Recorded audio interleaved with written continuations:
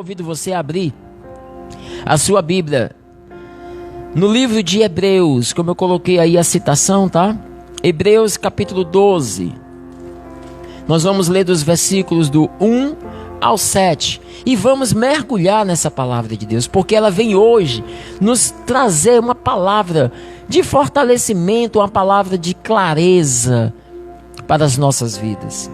Hebreus capítulo 12, versículos do 1 ao 7. E essa palavra nos diz assim: desse modo, cercado como estamos de uma tal nuvem de testemunhas, desvencilhemo-nos das cadeias do pecado. Olha que coisa linda, o versículo 1 já começa falando isso. Já nos convida a nos desatarmos, desvencilharmos das cadeias do pecado. Sim, o que é que são cadeias de pecado, querido?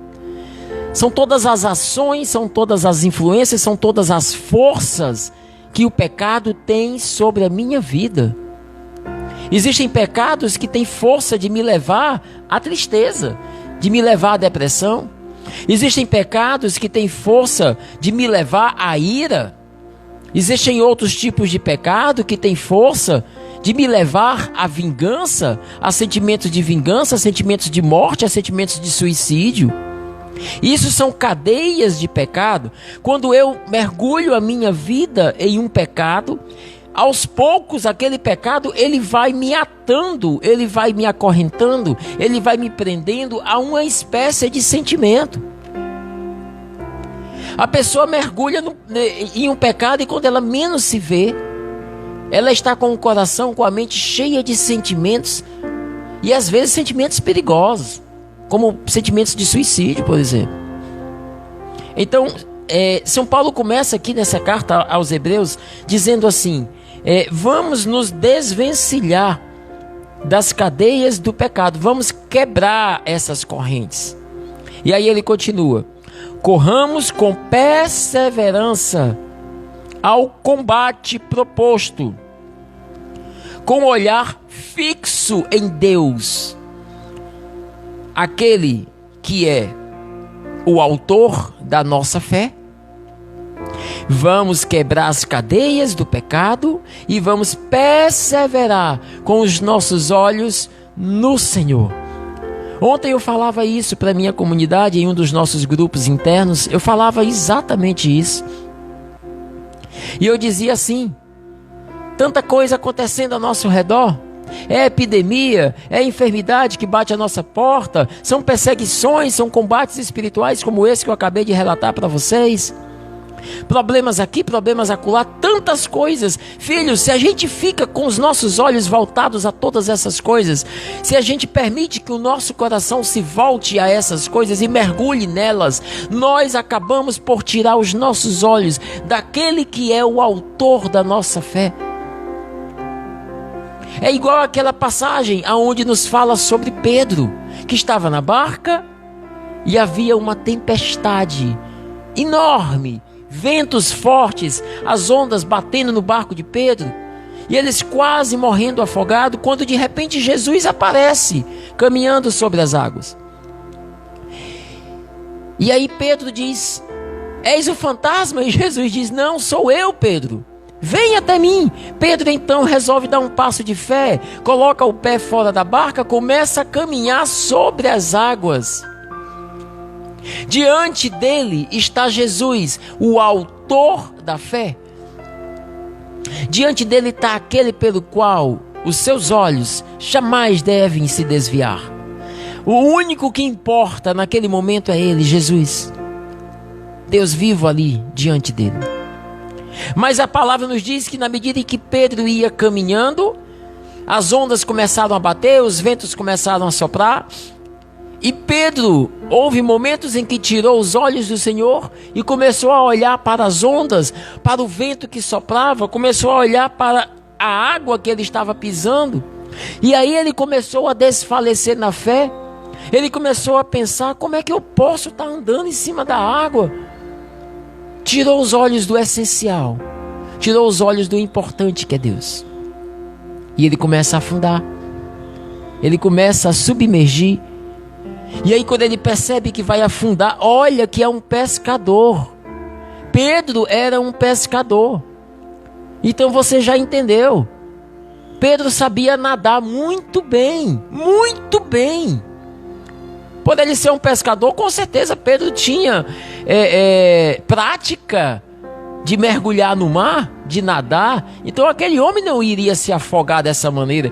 Mas aquela passagem bíblica nos diz que quando Pedro está andando, que ele começa a afundar, ele se apavora. Gente, o que apavorou aquele homem? Aquele pescador, aquele nadador que sabia nadar tão bem? A situação que ele se encontrava. Não é só o fato dele estar afundando, mas era tudo que estava ao seu redor. Pedro se apavora e grita: Senhor, me ajuda! Senhor, salva-me! E Jesus estende a mão para ele e diz: vem cá, Pedro, homem de pouca fé. É como se Jesus dissesse assim: tu tirastes os olhos de mim?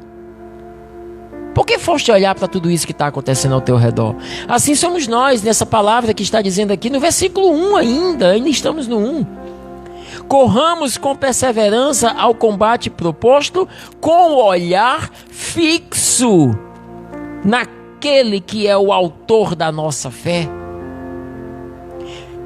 Mantenhamos a perseverança no combate. Hoje não era, tudo estava adverso. Hoje tudo estava propício para não acontecer este momento de oração pessoal. Não.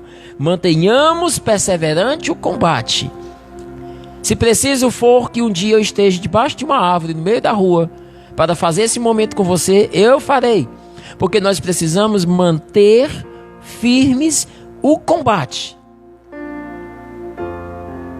Com o olhar fixo naquele que é o autor da nossa fé. Está caindo tudo na tua vida, ao teu redor? Está acontecendo 1000 coisas ao mesmo tempo? Ontem alguém até na comunidade falou lá em um dos nossos grupos, disse assim: meu Deus, mas é notícia demais. Quando a gente termina de se recuperar de uma notícia, chega outra, e chega outra, e chega outra, e é alguém ali que faleceu, e é alguém acolá que ficou doente, e é uma coisa que aconteceu ali, e é aquilo outro, e parece não, verdadeiramente estamos dentro de uma guerra, estamos dentro de um combate, estoura bomba de um lado, é tiro do outro lado, é barulho ali, é uma guerra, e no meio dessa guerra, o Senhor vem dizer assim: acalma-te, para de ouvir todos esses barulhos, para de ouvir tudo isso que está acontecendo ao teu redor. Acalma teu coração em mim. Busca a paz na minha presença. Embora que tudo ao teu redor esteja caindo, mantenha a calma do teu coração. E olha para mim. E mantenha os teus olhos fixos no meu. Não olha para nada que está ao teu redor acontecendo. Olha para mim, nos diz o Senhor. Eu dirijo essa palavra para você também. Para de olhar para a tua vida. Para de olhar para a multidão de problemas que estão ao teu redor. Os problemas sempre vão existir. As dificuldades, as provações, os combates sempre irão existir na sua vida. O que pode ser tudo diferente, o que você pode fazer com que a partir de hoje seja tudo diferente, é a tua decisão, é a tua opção de manter os teus olhos fixos no Senhor. Essa será a diferença. Antes você olhava para essas coisas e ficava desesperado, preocupado, entristecido, ansioso. Mas hoje o Senhor diz: para de olhar para a tua vida, para de olhar para essas coisas.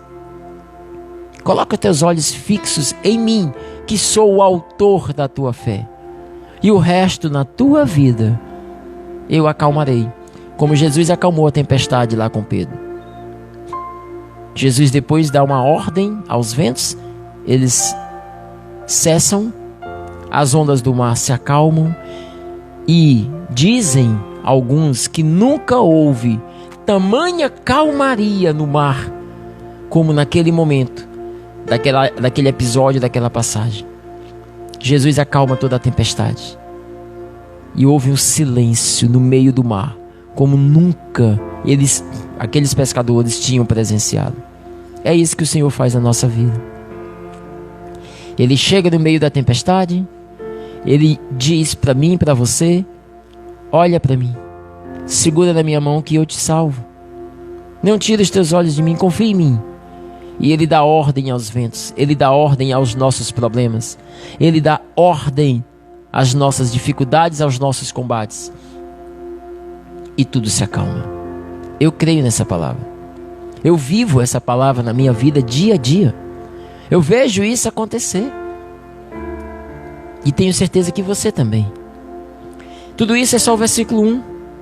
O versículo 2 nos diz assim: em vez de gozo que se lhe ofereça, ele suportou a cruz e está sentado à direita do trono de Deus. Em vez de receber benefícios, em vez de receber gozo, o que Jesus recebe é a cruz.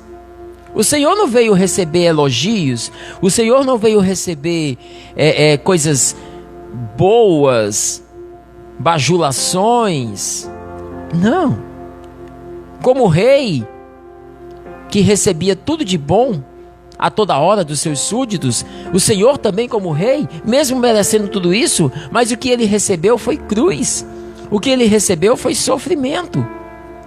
E aí o versículo 3 nos diz assim: considerai então atentamente aquele que sofreu tantas contrariedades dos pecadores, e não vos deixeis abater pelo desânimo. O que o versículo 2 e o 3 nos diz? Jesus, mesmo sendo Deus, o que ele recebeu em sua vida, em troca de tudo que ele fez e fazia por nós, por aqueles que estavam ali. Jesus deixava de comer para pregar o evangelho. Jesus deixava de dormir para curar enfermos, doentes, paralíticos, para libertar quem estava contaminado, quem estava preso por Satanás. Jesus ia nas casas, Jesus se compadecia. Jesus mergulhava no coração das pessoas mais necessitadas, ia ao encontro dos pecadores, dos necessitados. O Senhor se compadecia com eles. O Senhor se derramava em misericórdia, ajudava, contribuía. Jesus dava a sua vida pelo outro o tempo todo, e foi a única coisa que ele fez, foi isso. Entregar-se em amor, em dedicação e despojamento pelo outro. No final de tudo, depois de ter feito tudo de bom, absolutamente nunca ter feito absolutamente nada de ruim para ninguém. No final de tudo, a sua recompensa não foram elogios, aplausos, reconhecimento, presentes, nada. O que o Senhor recebeu como recompensa de tudo que ele fez foi sofrimento, dor e morte. Foi a cruz. Esse foi o fim de toda uma vida de dedicação, de amor e de entrega. E assim foi porque era um projeto de Deus. Porque precisava ser assim. Para que o perdão fosse derramado, para que o vaso de alabastro fosse quebrado e o perdão fosse derramado sobre nós. Ora, meus filhos, o versículo 2 nos fala isso. E aí o versículo 3 vem nos dizer assim: ora, considerai então, se ele, aquele que sofreu tantas contrariedades dos pecadores, considerai a ele, se Jesus, que tanto amor, sofreu tantas contrariedades, mas não desistiu, mas permaneceu firme, então vós também não vos deixeis abater pelo desânimo. Não vamos nos deixar abater pelo desânimo da nossa vida. Não vos deixeis, vou repetir, filhos, não vos deixeis abater pelo desânimo. Sabe por quê? Porque o versículo 4, ele vai vir de cheio ao nosso coração. Quer ver? Vamos ler. Porque você ainda não resistiu até o sangue na luta contra o pecado. Não está na hora de entregar os pontos. Não está na hora, meu filho, de parar de lutar. Você sabe qual é o dia? Você sabe qual é a hora em que você vamos parar de lutar? É no dia em que nos encontrarmos com o amado de nossas vidas, no último dia de nossas vidas, no nosso último instante, na nossa última respiração.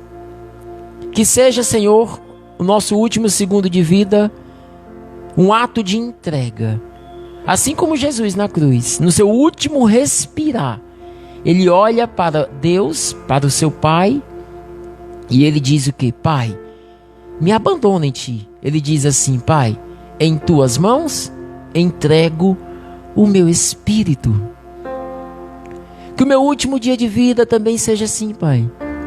Que possas me dar a graça, o presente de poder, em oração, no meu último respirar, dizer: Pai, em tuas mãos entrego o meu espírito, entrego a minha vida, a minha alma. Nesse minuto aí, nesse instante, será o fim da nossa luta contra o pecado, contra as forças infernais. Porque nesse instante eu passo para uma nova etapa. Eu deixo esse corpo terreno, este corpo mortal, frágil e tendencioso ao pecado, e eu passo a um corpo glorioso ressuscitado em Cristo Jesus,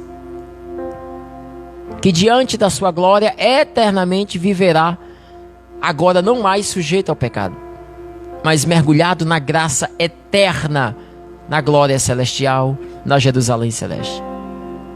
Mas, filhos, até o último dia da minha vida, até o meu último minuto, até meu último respirar, eu preciso perseverar no combate, na renúncia contra o pecado. E aí, São Paulo vem nos dizer assim: não vos deixeis abater pelo desânimo, porque nós ainda não resistimos até o sangue na luta contra o pecado. Ai, Marcelo, no dia de ontem, eu estou aqui feliz da vida para testemunhar que no dia de ontem aconteceu uma coisa na minha vida, no meu dia. Eu percebi que era uma sedução, eu percebi que era uma tentação. E eu disse: Senhor, eu renuncio a esse pecado na minha vida, e eu resisti àquele pecado. Que bom, querido, que maravilha. É isso aí, é combate espiritual, é isso daí. Mas deixa eu te falar uma coisa. Talvez você ainda não tenha chegado ao ápice dos combates espirituais. Talvez você ainda não tenha chegado ao ponto de, como nos diz a palavra aqui, até o sangue. Deus nos pede hoje para resistir ao pecado até o sangue. Custe o que custar, doe o que doer. Sabe, aquele coração que gosta tanto de ficar com raiva, aquele coração que gosta tanto de se magoar, sabe aquele coração que talvez seja o teu coração, talvez seja ele, que gosta tanto de guardar ressentimento, guardar mágoa, que vive em pé de guerra com o outro, que vive em conflito, em discórdia, em briga. E aí agora você, alimentado pela palavra de Deus todos os dias, você entende que você não pode deixar o seu coração ser assim, desse jeito. E aí você começa a lutar contra o pecado, e você começa a não querer mais um coração raivoso, um coração rancoroso, um coração cheio de ressentimento. E todas as vezes que a raiva vem, você luta contra ela e você diz: eu não vou ficar com raiva, eu vou combater, eu vou lutar contra este pecado e vou lutar até o fim. Pois eu tenho uma palavra para dizer para você, meu irmão. Você que está aí nessa busca de amar o outro, de amar muito, e você está dizendo: meu Deus, está tão difícil de amar o fulano, a cicrana. Está tão difícil de amar aquela criatura. Parece que quanto mais eu me decido a amar aquela pessoa, mais ela me retribui com agressividade, com perseguições. Meu filho, ame até doer. Ame até o sangue. Ora, se não foi assim que o Senhor nos amou também, se não foi assim que Jesus na cruz fez por mim e por você. Ele nos amou até doer. E Ele nos amou até o sangue. E Ele resistiu até entregar-se numa cruz.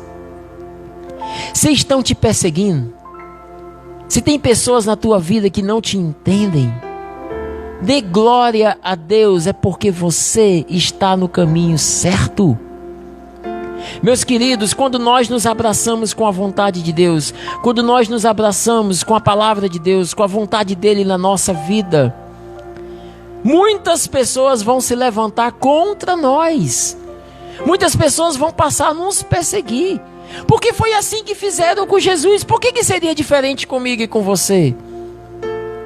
E olha, deixa eu te falar, às vezes são os de dentro da nossa casa. Às vezes são os da família. Que não entende, que não compreende. E que às vezes até entende e até compreende. Mas muitos vão se levantar contra você. Muitos vão passar a te perseguir. Muitos vão se colocar no teu caminho, na tua vida, como barreira, como empecilho, como dificuldade. E aí eu quero falar uma palavra para você, meu filho. Preste atenção no que eu vou te dizer.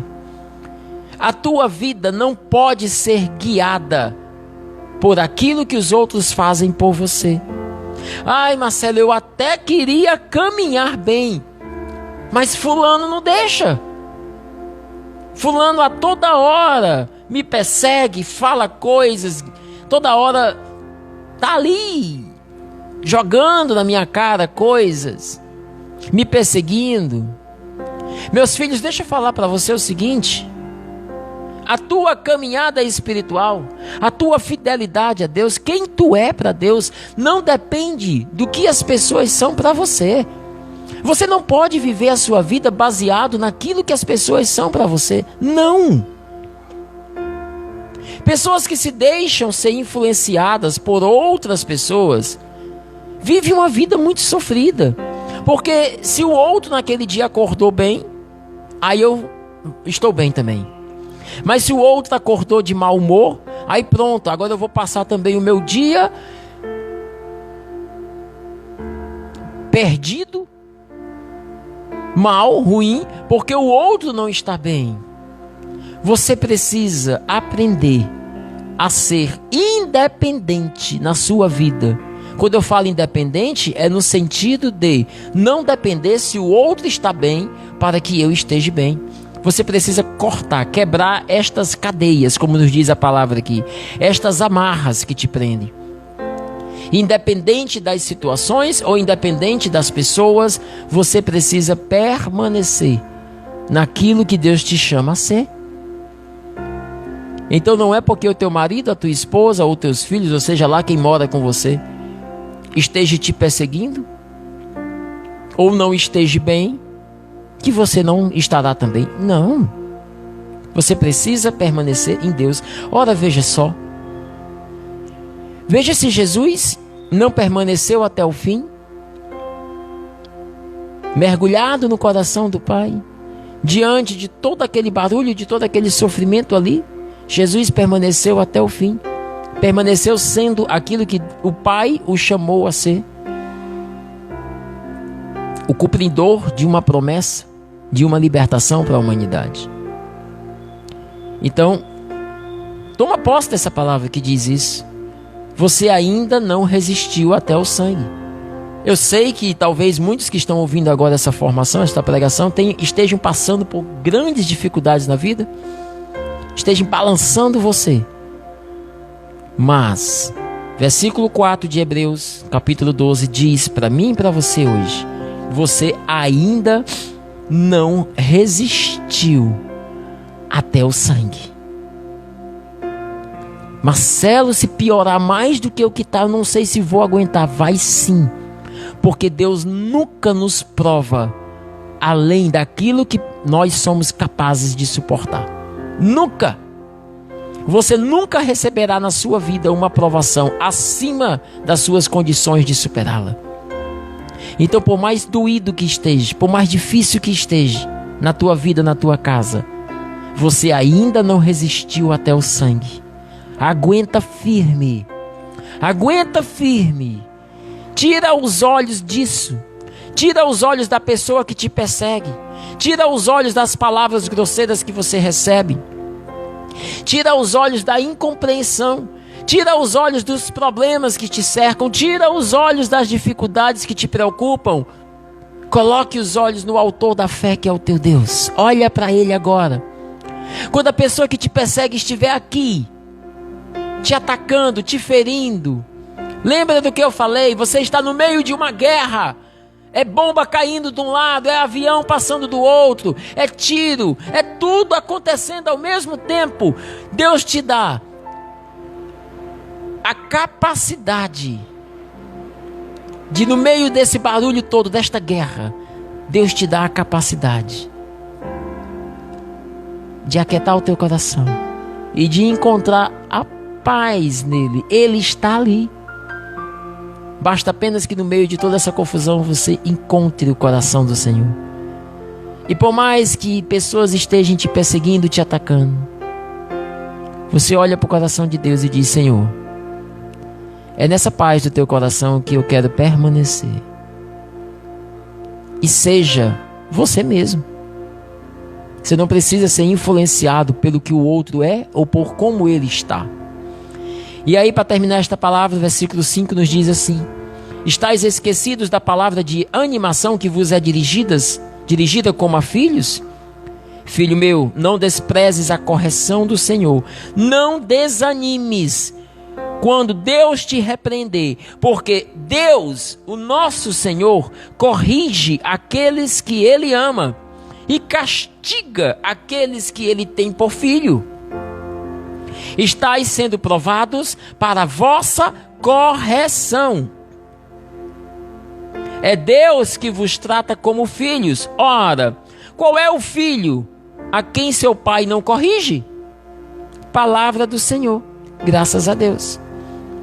Está passando por toda dificuldade na tua vida? Pois dê glória a Deus. Sabe por quê, filho? Porque Deus está te provando, Deus está te moldando, Deus está trabalhando na tua vida. É na provação, é na dificuldade que o Senhor nos faz crescer. A provação nos deixa mais fortes. A provação, a luta contra o pecado, contra as adversidades, o permanecer firme em Deus nos torna mais fortes. O Senhor está operando na sua vida, o Senhor está fazendo essa obra em você. E sabe por que Ele está permitindo que tudo isso aconteça? Por incrível que pareça, porque Ele te ama. Porque o Pai nos permite passar pela provação para que possamos crescer em fé e maturidade. Mas saiba de uma coisa: Ele nunca vai lhe abandonar no meio da provação. E no momento em que você, diante da provação, diante da dor, diante da dificuldade, em algum momento você não aguentar o peso da dificuldade e cair de joelhos, aos prantos, chorando e clamando por Ele, Ele estará ali. Como Pedro que estava afundando, Ele estará ali para olhar para você e dizer: calma, filho, calma, filhinha, calma, filhinho. Eu estou aqui. Vamos, me dá a mão. Levanta de novo. Eu sei que está doendo, mas vamos lá. Eu vou derramar sobre você agora unção, bálsamo. Eu vou derramar sobre você agora força. Melhorou? Respira. Vamos lá, dá mais um passo. Continua. Continua, porque logo ali na frente está a calmaria. Logo ali na frente está a calmaria. Tu estás passando por toda essa dificuldade, por toda essa provação, mas eu caminho contigo, lado a lado, até que você passe por tudo e lá na frente você encontre a calmaria na tua vida. Essa é a palavra de Deus hoje para nós, para mim, para você. E eu posso dizer que eu tomo posse dessa palavra para a minha vida.